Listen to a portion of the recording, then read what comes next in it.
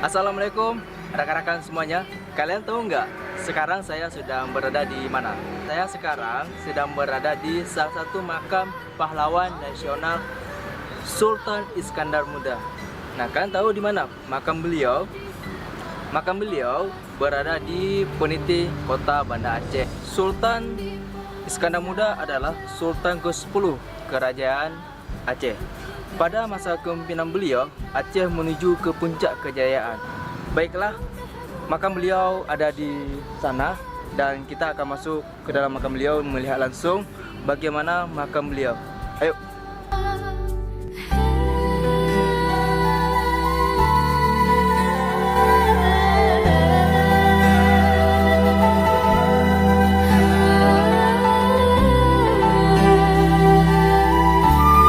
Dan inilah makam Sultan Iskandar Muda.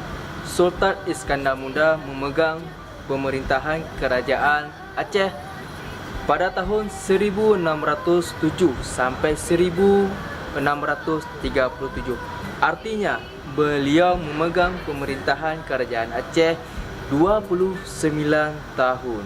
Angin di pot saja hati suka kepegah jali dalam negara rumah muka dom syedar alon takzim kesingah dekat.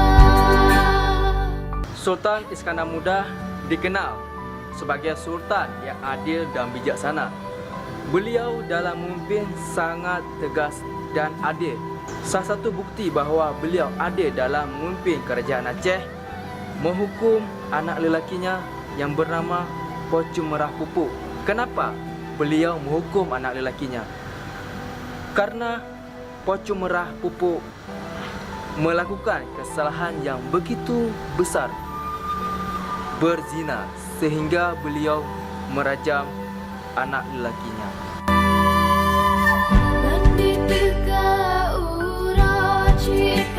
Jangan ada cijen cabanyan oh di pengan soalan oh di semano pasti angin di pot saja hati suka kepegah jali dalam negara rumah muka dom syedar. Dan itulah rekan-rekan semuanya cerita dan riwayat hidup Sultan ke-10 Aceh, Sultan Iskandar Muda. Buat kalian yang belum datang atau tidak tahu di mana lokasi makam Sultan Iskandar Muda, letak dan lokasi makam beliau berada di Peniti, Kota Banda Aceh, tidak jauh dengan Museum Aceh dan berdekatan dengan pendopo Gubernur Aceh. Okey, kalau kalian nanti berkunjung ke makam Sultan Iskandar Muda, berpakaianlah rapi dan sopan. Jangan buang sampah sembarangan, jagalah kebersihan. Cintailah sejarah kita, karena sejarah adalah salah satu arah yang mengarahkan kita ke kehidupan yang lebih membaik. Buat pemuda Aceh, pelajarilah sejarah Aceh. Itu adalah identitas kita sebagai orang Aceh.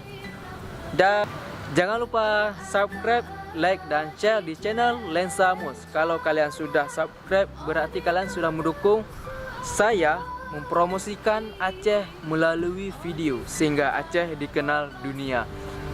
Saya wakili. Wassalamualaikum warahmatullahi wabarakatuh.